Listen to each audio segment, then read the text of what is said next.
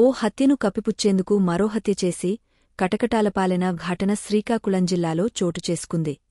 వావివరుసలు మరచిన వివాహేతర సంబంధాలు రెండు నిండు ప్రాణాలను పొట్టనపెట్టుకోవడంతో ఉద్దాన ప్రాంతం ఒక్కసారిగా ఉలిక్కిపడింది. ఈ నేపథ్యంలో ఆయా కుటుంబాలు రోడ్డునపడే పరిస్థితి దాపురించింది. మే 17న సోంపేట మండలం పాలవలస గ్రామసమీపంలోని జీడితోటల్లో గోకర్ల ఈశ్వరరావు అనే వ్యక్తి అతి కిరాతకంగా హత్యకు గురయ్యాడు. అలాగే గోకర్ల రాజేశ్వరి అనే మహిళ మందస మండలం పితాళి గ్రామసమీప జీడితోటల్లో విగతజీవిగా పడున్న రెండు వేర్వేరు ఘటనలు చోటుచేసుకున్నాయి. ఈ మేరకు ఆయా కుటుంబ సభ్యులు పోలీసులకు ఫిర్యాదు చేశారు.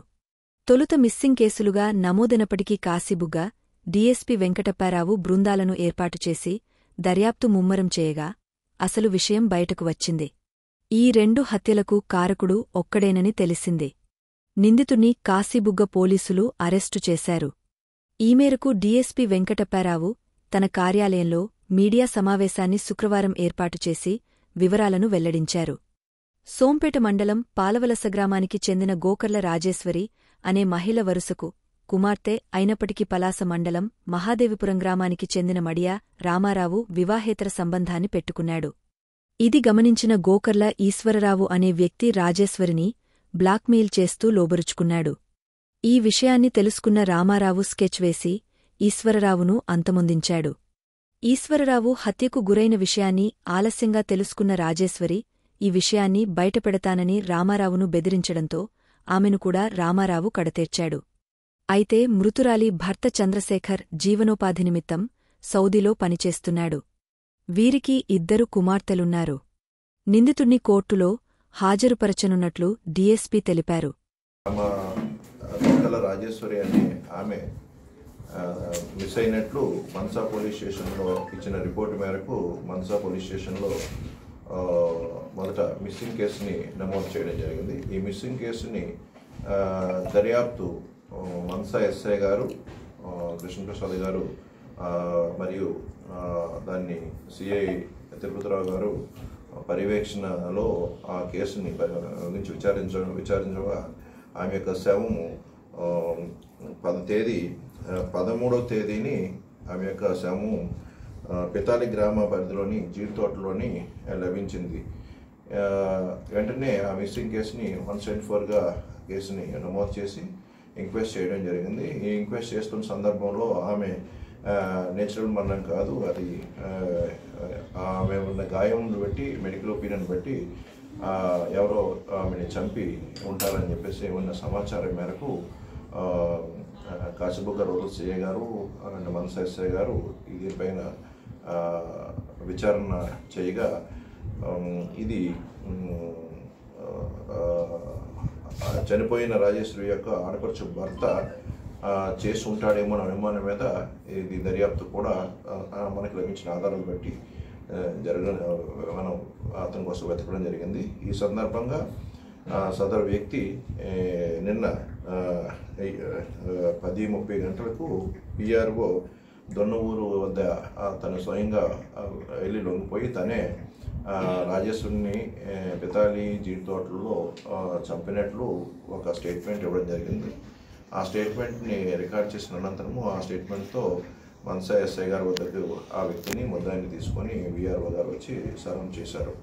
ఈ సదరు వ్యక్తిని విచారించగా ఆ వ్యక్తి తన యొక్క నేరాన్ని అంగీకరిస్తూ తానే రాజేశ్వరిని చంపాడని చెప్పేసి అంగీకరిస్తూ దానికి గల కారణాలు కూడా వెల్లడించడం జరిగింది.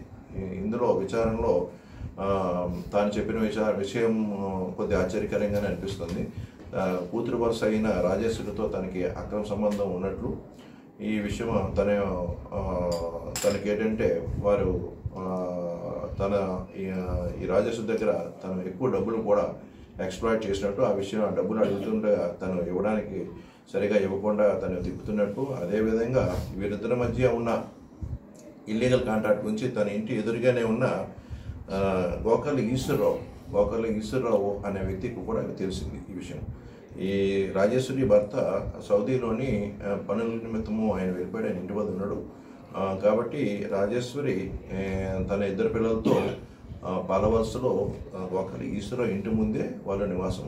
ఈ ఈ విషయాన్ని వీరి ఆడపడుచు భర్తకి గోకర్ల రాజేశ్వరికి ఉన్న అక్రమ సంబంధాన్ని బేస్ చేసుకొని తెలిసిన విషయం తెలిసి ఈ గోకర్ల రాజేశ్వరితో ఈ గోకర్ల ఈశ్వరరావు అక్రమ సంబంధాన్ని ఏర్పరచుకోవడం జరిగింది.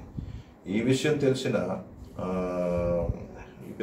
ఈ మడియా రామారావు మహదేవపురం గ్రామానికి చెందిన వ్యక్తి, ఆడపడుచు భర్త. ఇతను ఏంటంటే ఈ గోకర్ల ఈశ్వరాన్ని ఎలాగైనా చంపాలనే ఉద్దేశంతో పాలవలస పండుగ రోజు అతన్ని దగ్గరలో ఉన్న ఫ్లైఓవర్ దగ్గర ఉన్న జీడి తోటకి తీసుకెళ్ళి తాగించి బీరు బాటిల్తో కొట్టి చంపినట్లు ఏంటంటే అతని యొక్క కన్ఫెషన్లో తెలియజేయడం. అంటే ఈ రాజేశ్వరిని పెతాలి గ్రామంలోని జీడి తోటలో చంపిన తర్వాత ఈ విషయము గతంలో ఏంటంటే ఈ రాజేశ్వరితో అక్రమ సంబంధం ఏర్పరచుకున్న ఈశ్వరాన్ని కూడా ముందుగానే చంపుకున్నాడు.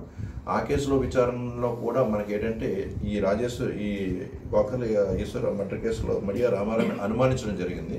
అనేక సాక్ష్యాధారాలు కూడా తర్వాత మనకి కూడా లభ్యమయ్యాయి. ఒకే వ్యక్తి రెండు మర్డర్ కేసులు చేయడం జరిగింది. ఈ పెతాలి తోటలో ఈ రాజేశ్వరిని చంపిన తర్వాత ఆమె మెడలో ఉన్న బంగారు వస్తువులను కూడా ఆయన అపహరించడం జరిగింది, తీసుకొని వెళ్ళడం జరిగింది. ఆ విషయం కూడా ఆయన మనకి తెలియపరిచారు.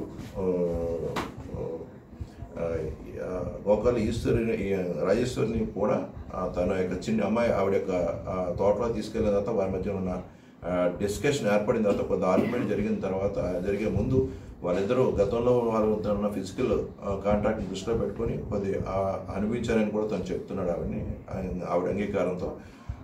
తర్వాత గొడవ పడినప్పుడు ఆమె చున్నితో పేకను ఉలిపి ఆవిడ్ని కొట్టి ఆవిడ్ని హతమార్చినట్లు తెలియపరచడం జరిగింది.